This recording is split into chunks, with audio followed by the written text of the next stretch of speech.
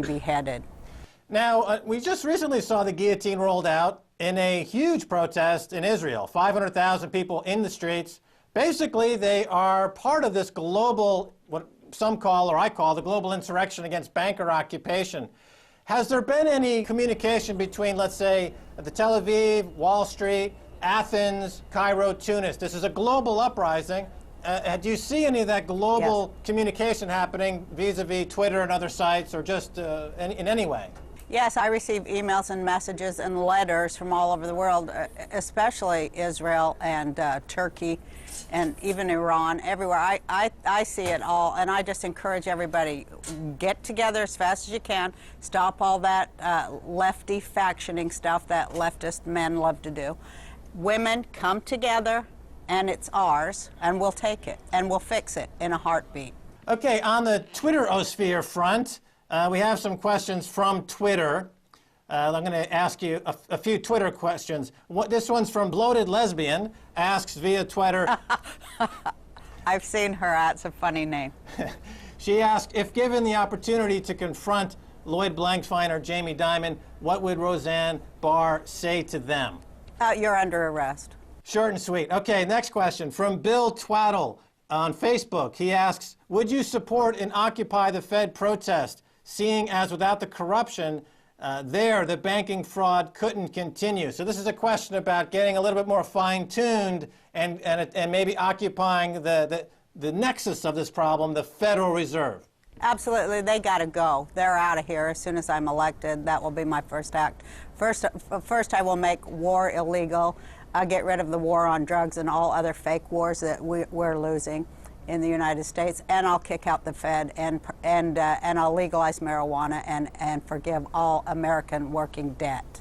Okay, now those positions sound roughly similar to Ron Paul. Yeah, but I'm not against big government. I love big government, because if it was not for big government, we never would have built a middle class in this country. So I advocate a return to farming, and I have put most of my personal wealth into returning America to be the breadbasket of the world, because that is exactly what built a middle class in this country.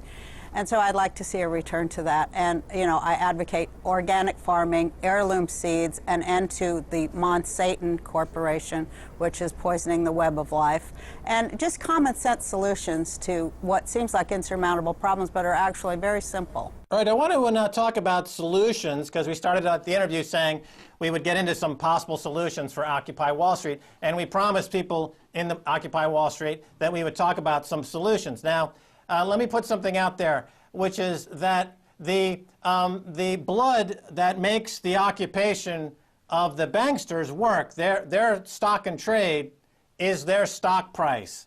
So therefore, in order to attack the banksters, one first has to accept that you need to decapitalize them. Not decapitate them, that could come later. But initially they need to be decapitalized. That is to say, drive their stock price down in some way. I see we're on the same page there, and when I'm talking about natural capitalism that's based on like things that grow out of the earth that we can actually eat, that have actual value, that aren't about fake money and pretend fiat currency, I think we're on the same page there, aren't we? I think so, and other campaigns in the past that have been more narrow in their focus and have gone after, let's say, companies that were involved in animal rights, they're being attacked by animal rights advocates for using animals in testing. They brought risk to the balance sheet of those companies. I'm thinking of Stop Huntington Life Sciences, and that stock price went to zero, and it had a tremendous effect. That seems to be a model that could be transitioned to the Occupy Wall Street thinking process. What do you think? I love it.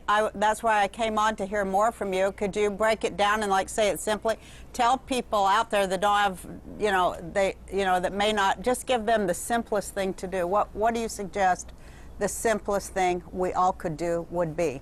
Go through J.P. Morgan's books with a fine-tooth comb, find out where they're breaking the law, and then make it known to the money managers in the world how they're breaking the law, thus putting risk on their balance sheet and driving that stock price down. Clearly they're breaking the law, but the money managers still hold the stock because they haven't been told. Once they're told, they have a legal responsibility to act. It's all about putting risk back to them, where it came from. Okay, all requires just a simple analysis of their 10K, their 10Qs, their SEC filings, where they're hiding their criminality, their criminal behavior, their financial terrorism. Make a big issue of it, and their money managers, by law, must sell the stock. And then, to add a kicker to this, you can actually encourage hedge funds to attack the stock also by selling it short. So you're leveraging the system against the system instead of being victimized. That's fantastic.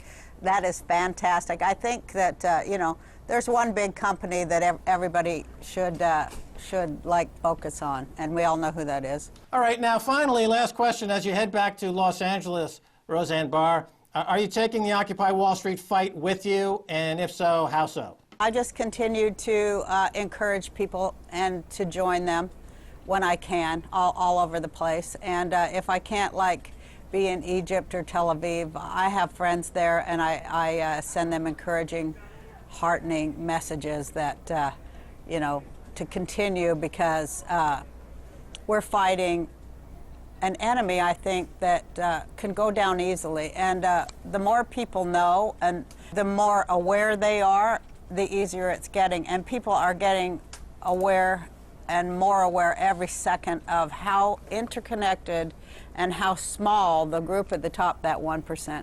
There are not very many of them. Right, there's only a few hundred, actually.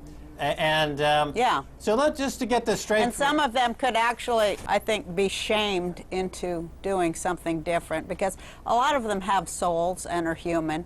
And, you know, they could come over to the side where you don't make blood money anymore, because, I mean, we're not, this world is beyond living as one blood cult at war with another one. We're in a whole other world now. And so we encourage them to, you know, become aware and join the land of the living. All right, finally, another Facebook question from Luis Schulborg. It's a question about how did you come to your current thinking politically? Was there an event in your life, or how did you first get into your political point of view? Well, I was always political because my father, my grandfather, they were very political. I grew up in Salt Lake City, Utah, as a Jewish girl, and that was a little difficult, but also my family were socialists, so I was like a red diaper, a little late for that, but I always was political because my family was always political. So, you know, once you're trained to see everything which to me means you just see how things are connected. That's what political means to me. It doesn't mean like taking a side or voting or any of that stuff. It just means being aware of how things are interconnected. Okay, and then on the economy front now, we're saying the exact same thing about the global economy. How are things connected, and how are we getting abused? Well, we're going to have to figure that out, and I think we will figure it out, and I think we are figuring it out. But of course, if I was president, I'd just get rid of all currencies and begin a new currency based on barter and actual value of vegetables. And I've said that I would, you know, replace all dead systems based on war and blood cults with a new kind of thinking that's about, you know, getting the food to the hungry. Because that's a simple problem, actually, and yet we never, you know, politics and government prevent us from doing even the most basic things to save ourselves. So I think we just need to let it go, because I think it's falling, and it'll fall no matter if we come up with our own Ponzi schemes to push it over. It's already fallen, and I think we need to get something new real quick, because when currencies fall, that means food shortages come next, and you know, it's not looking pretty. So I think we need a whole new way of backing off from a dead and dying system and creating a new living one.